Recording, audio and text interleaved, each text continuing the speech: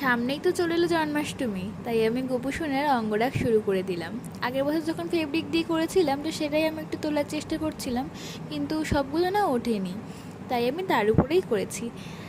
নতুন করে করার চেষ্টা করেছি, জানিও কিন্তু কেমন হয়েছে। আর কারা কারা জন্মাষ্টমী উপলক্ষে তোড়জোড় শুরু করে দিয়েছো অবশ্যই কিন্তু জানিও কমেন্টে। আর আমার ফেসবুক, ইউটিউব সবাই একটু ফলো, সাবস্ক্রাইব করে দাও, কারণ কিছুদিনের মধ্যেই আমার শ্রীকৃষ্ণ রাধারানীর অঙ্গরাগের ভিডিও আসছে, এছাড়াও সুন্দর সুন্দর নানান ভিডিও আসতে চলেছে। সবাই কিন্তু ফলো, সাবস্ক্রাইব করে রেখো। আর পুরোটা কমপ্লিট হওয়ার পরে আমার গপুকে দেখতে এত সুন্দর লাগছিল, কি বলবো। আমি তো আমার গপুর দিকে মুগ্ধ হয়ে তাকিয়েছিলাম অনেকক্ষণ। আমি জানি না তোমাদের কেমন লাগছে, তোমরা কিন্তু পুরোটা শেষ পর্যন্ত দেখো, এবং আমার গোপু সোনাকে কেমন লাগছে অবশ্যই কিন্তু কমেন্টে জানিও, জানাতে ভুলো না কিন্তু। রাধে রাধে।